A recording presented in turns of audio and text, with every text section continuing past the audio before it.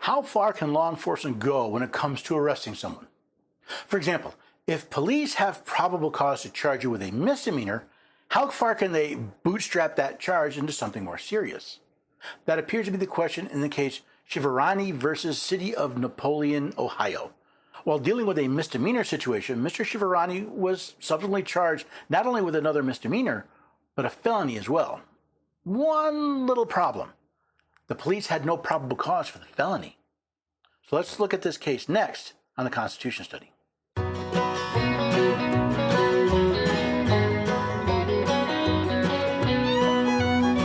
your neighbors and have a few good friends. Every day we're everyday Americans. Oh, every day we're everyday Americans.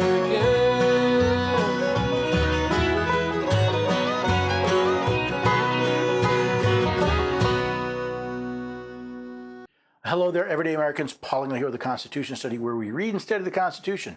Teach, rise, and generation be free. I'm glad you could join me. I stumbled across this case just by perusing the news. And it caught my attention because it really gets into this question of probable cause and due process. And that's an important thing we deal with here at the Constitution Study. So come along, let's take a look at this case. And when we're done, I'll talk a bit more about the website and other things. If you want to follow along with the actual links, we'll just go to constitutionstudy.com and find the article. All the links to all my content will be there. So let's take a look at this case a little deeper. Dealing with law enforcement can be a stressful situation. Mr. Chiaverini may have felt that he was right not to hand over property he had paid for to those claiming it was theirs. However, it may have been more stressful when a couple of police officers showed up. This dispute began with a set of peculiar interactions between a jewelry store owner and police officers in Napoleon, Ohio. The jeweler, Jessica Chiaverini, bought a ring for $45 from a petty jewel thief. The ring's rightful owners found out about the sale and asked Chiaverini to return their property. Chiaverini said no, so the owners contacted the police. Two officers, on a later visit to the store, directed Chiaverini to surrender the ring to its owners. But Chiaverini refused their request too, saying that it contradicted a letter he had just received from the police department telling him to retain the ring as evidence. And when repeating his refusal to another officer the next day, Chiaverini suggested, for reasons unclear, that he was operating his store without a license. The result of that unprofitable exchange was that the police turned their attention from the original theft to Chiaverini's business. This started as a dispute over who owned a ring and how that property should be handled. I'm not sure why Mr. Chiaverini mentioned he was operating his store with a license, but perhaps that's an object lesson about chatting with law enforcement, something I do not do. Now, as a result of that utterance, the police stopped focusing on the original theft and turned their eyes to Mr. Chiaverini's business. Soon afterward, the officers launched a criminal proceeding against Chiaverini in municipal court. They filed 3 complaints, each charging him with a separate offense. 2 were misdemeanors, receiving stolen property and dealing in precious metals without a license. The third was a felony, money laundering. Now, after a criminal investigation, 3 complaints were filed against Mr. Chiaverini. First, receiving stolen property, a misdemeanor related to the original dispute. Second, dealing in precious metals without a license, another misdemeanor which logically came from Mr. Chiaverini's utterance about his business. Last, and not only most serious but most important, felony money laundering. To support their accompanying application for an arrest warrant, the officers submitted an affidavit making the case for probable cause on all 3 charges, but focusing on the felony. For that charge to succeed, Chiaverini must have known when he bought the ring that the transaction involved the proceeds of an unlawful activity. Since a warrant requires probable cause supported by oath or affirmation, the application for an arrest warrant included an affidavit. This is required by the 4th Amendment, and no warrant shall issue but upon probable cause supported by oath or affirmation, and particularly describing the place to be searched and the persons or things to be seized.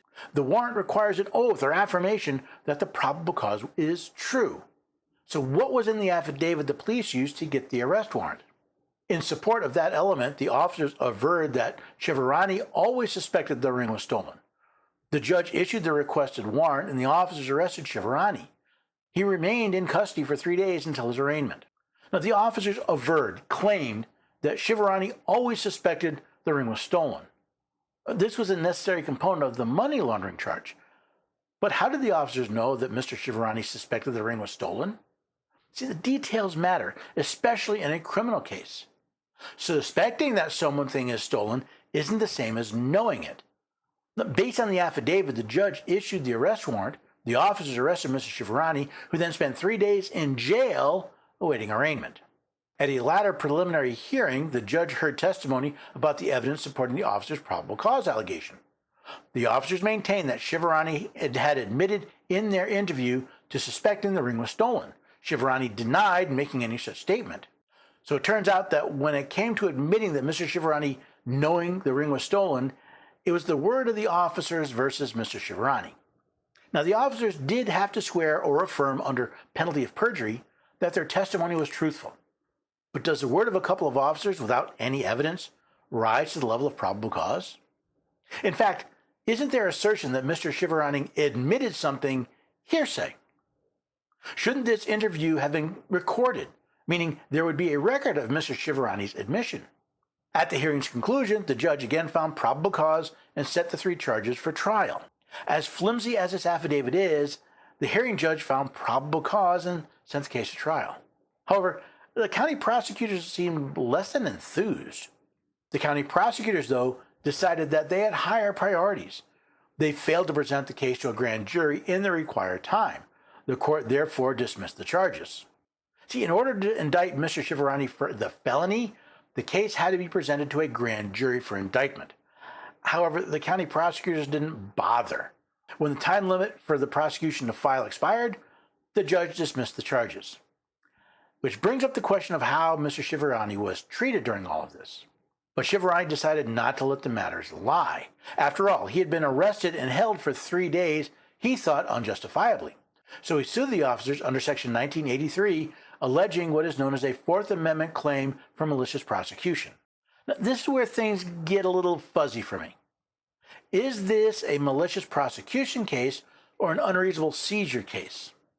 See, then I did some research on the legal definition of malicious prosecution, which is defined as an action for damages brought by one against whom a civil suit or criminal proceedings has been unsuccessfully commenced without probable cause and for a purpose other than that of bringing the alleged offender to justice. So there's a relationship between malicious prosecution and Fourth Amendment protections against unreasonable seizures, since both malicious prosecution and an unreasonable arrest warrant both lack probable cause. To prevail on the claim, he had to show, among other things, that the officers brought criminal charges against him without probable cause.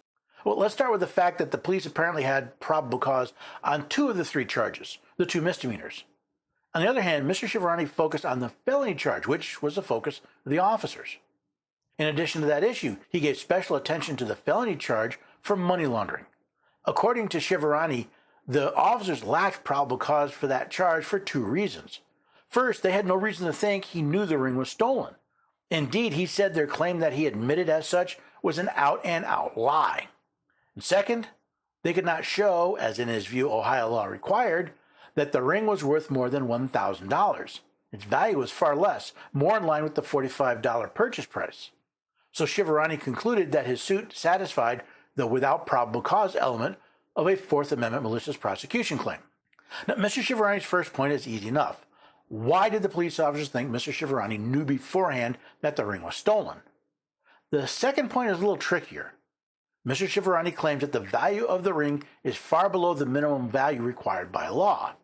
Mr. Chiaverini claims that the value of the ring is closer to the $45 he paid for it than the $1,000 minimum the law required. While I'm no expert, the only relevant law I could find was Title 13, Section 1315.55 of the Ohio Revised Code, which reads in subsection 4, no person shall conduct or structure or attempt to conduct or structure a transaction that involves the proceeds of a corrupt activity that is of value greater than $10,000 if the person knows or has reasonable cause to know that the transaction involves the proceeds of corrupt activity. Now, there may be other statutes I'm unaware of, but it certainly seems that the minimum dollar value far exceeds the value of the ring. This leaves us with the heart of the case. Does probable cause for one crime justify the seizure for another allegation? regardless of whether or not there's probable cause for that other allegation. After the district court granted summary judgment to the officers, the Court of Appeals for the Sixth Circuit affirmed. It did so without addressing either Chiaverini's arguments about the felony charge's basis. In the Sixth Circuit view, there was clearly probable cause to support the 2 misdemeanor charges the officers had filed. And because that was true, the court thought, the validity of the felony charge did not matter. So long as probable cause supports at least one charge against Chiaverini, like his reception of stolen property violation, then his malicious prosecution claim based on other charges, like his money laundering charge, also fails. Or, said another way, a single valid charge in a proceeding would insulate officers from a Fourth Amendment malicious prosecution claim relating to any other charges, no matter how baseless. I can see the logic of the Sixth Circuit until we consider what happened to Mr. Chiaverini. Yes, he was arrested, which would have happened with or without the money laundering charge. However, he also spent 3 days in jail awaiting arraignment. Would that have happened for only misdemeanor charges? What about bail? Would his bail have been set as high without a felony charge on the list? Apparently, I was not the only one to think this way. In taking that position, the Sixth Circuit stepped out on its own. 3 other courts of appeals have held that the presence of probable cause for one charge does not automatically defeat a Fourth Amendment malicious prosecution claim against the absence of probable cause for another charge. Not everyone on the Supreme Court agreed with the decision. While Justice Kagan was joined by Justices Roberts, Sotomayor, Kavanaugh, Barrett, and Jackson, Justices Thomas and Gorsuch both filed dissents, and Justice Alito joined with Justice Thomas. For this episode, I'm going to focus on the Thomas dissent. Jessica Chiaverini sued several city officials for damages under 42 U.S.C. Section 1983. He alleged that they violated his Fourth Amendment rights by subjecting to a malicious prosecution. I continue to adhere to my belief that a malicious prosecution claim cannot be based on the Fourth Amendment. Accordingly, I would affirm the dismissal of Chiaverini's claim. Justice Thomas believes that a malicious prosecution claim cannot be based on the Fourth Amendment. I must admit I was confused at first until I looked up the definition of malicious prosecution. As I've already quoted, the Free Legal Dictionary defines malicious prosecution as an action against someone for an unsuccessful proceeding that was started without probable cause. To raise a successful claim under 1983, a plaintiff must allege the deprivation of rights, privileges, or immunities secured to him by the Constitution. In this case, Chiaverini claims that he was seized without probable cause in violation of the Fourth Amendment. Is it that Mr. Chiaverini was seized without probable cause, or that his seizure was extended or enhanced because of a warrant issued without probable cause? A malicious prosecution claim bears little resemblance to an unreasonable seizure under the Fourth Amendment. Consider what is required to establish a claim of malicious prosecution. A plaintiff must show that 1. The suit or proceeding was instituted without any probable cause, 2. The motive in instituting the suit was malicious, and 3. The prosecution terminated in the acquittal or discharge of the accused. These elements have no overlap with what is required to establish a Fourth Amendment seizure violation. Did Justice Thomas read his own dissent? The Fourth Amendment clearly states that no warrant shall issue but upon probable cause, and that a malicious prosecution case also requires that proceeding without probable cause. How does that not overlap? The case against Mr. Chiaverini was discharged, so the only element of a malicious prosecution left is to ask if the charge was malicious. Malicious prosecution is therefore not an appropriate tort analog for a 1983 claim alleging a seizure in violation of the Fourth Amendment. Again, I'm confused. A malicious prosecution case requires that a case be brought without probable cause, which is a prima facie violation of the Fourth Amendment. In a case where probable cause for one of the charges was not established, that involves a deprivation of rights under color of law, which is the purpose of 1983. The court's decision to forge ahead with combining the malicious prosecution and Fourth Amendment frameworks will inevitably create confusion. As I've explained, an unreasonable seizure under the Fourth Amendment requires a seizure. A malicious prosecution claim does not. It appears Justices Thomas, Alito, and I believe Gorsuch have a preconceived notion that malicious prosecution and Fourth Amendment claims are not only different, but never the twain shall meet, even if they both require a lack of probable cause. While a malicious prosecution claim may not require a seizure, it does not exclude it. How did the court find in this case? Held. The presence of probable cause for one charge in a criminal proceeding does not categorically defeat a Fourth Amendment malicious prosecution claim relating to another baseless charge. The parties and the United States, as amicus curiae, all agree with this conclusion, which follows from both the Fourth Amendment and traditional common law practice. So when a court issues an arrest warrant, probable cause must be established for all charges, not just one of them. I suppose if all the charges were misdemeanors or of similar severity, it may have not impacted the treatment of the accused. However, in the case of Mr. Chiaverini, the invalid charge was much more serious than the valid charges. In some ways, I agree with Justice Thomas. I don't know if a malicious prosecution claim over and above the deprivation of rights protected by the Fourth Amendment improved Mr. Chiaverini's case or not. What I do not see is how the Fourth Amendment claim would invalidate it. Now, as always, it appears the devil is in the details. If Mr. Chiaverini had a letter from the police telling him to hold on to the ring, he should have simply informed the officers and left it at that. As numerous attorneys have said, there is no benefit from talking to the police, and this case is an example. If Mr. Chiaverini had not continued his conversation with the officers, the subject of his precious metals license may never have come up, leading to the second misdemeanor charge. Without that admission, the police may have never turned their investigative eye from the ring to Mr. Chiaverini's business. Then again, if the judge had better considered the probable cause for the money laundering charge, it may not have been included in the arrest warrant. Put all this together and it appears Mr. Chiaverini's situation went from bad to worse because of ongoing discussions with the police. I think this case should be a warning, not only about talking to the police when not legally necessary, but also reading the fine print, especially of warrants. Should Mr. Chiaverini's malicious prosecution claim turn out to be valid, it may also impact the other charges by association.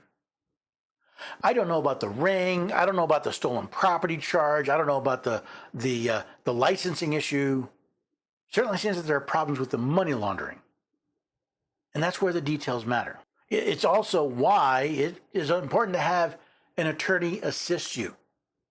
What would have happened if Mr. Chiaverini simply showed the officers the letter saying, I've been told to hold on to this for evidence, and said, anything else requires my lawyer? Granted, lawyers are expensive, but I wonder how much Mr. Chiaverini has spent defending himself from this so-called, this alleged malicious prosecution. Not sure.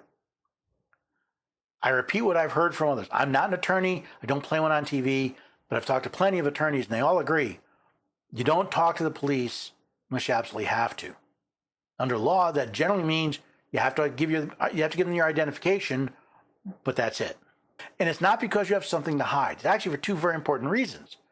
Reason number one, you might say something in the course of a conversation that the police take and turn into another charge. Kind of like the question of Mr. Chiaverini's license. The other is, again, what is the benefit to you? Maybe you're there, the police are allowed to lie to you. The courts have found that the police can lie to you. To me, that's entrapment, but that's what the courts have said. Meaning they could lie to you to get you to say something that, again, harms you. Now, I have this rule. I do not chit-chat with law enforcement. I told the FBI that when they were standing on my property, and I've told others. I think that's a good rule. I think there's a reason why we have attorneys. I think it's important to know these rules and understand them. Now, I also think it'd be pretty important for you to head over to the website, constitutionstudy.com, read more about this case and maybe some of the other cases I'm working on. Maybe ask a question or suggest another topic for me to cover here. I'd love to do that. I also hope you check out The Miracle of America. It's a great little study guide I found. And by the way, it's not run by the Constitution Study, but if you go to constitutionstudy.com/1776 study guide, it's in numerals 1776 study guide, you get a lesson absolutely free. The basic beliefs of our founders. I made a deal with them. You get a free lesson. You try it. If you like it, you can buy the entire package for $17.76. Pretty good deal in my book. Maybe you're just looking for a new cell phone carrier. I understand that there have been some outages and people are looking for coverage.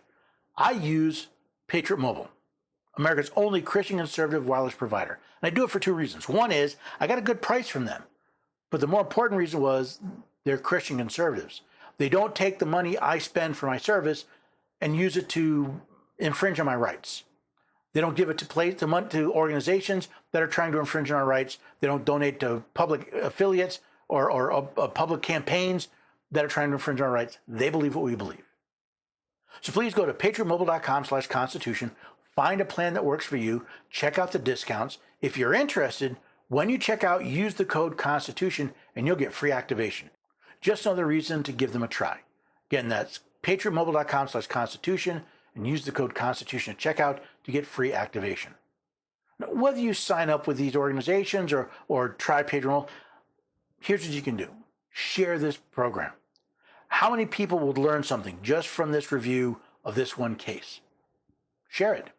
Spread the word. Let other people know. Knowledge is not power until it's put into action, which is something we really focus on here at the Constitution Study, which is why I hope you come back and join us next time for the Constitution Study.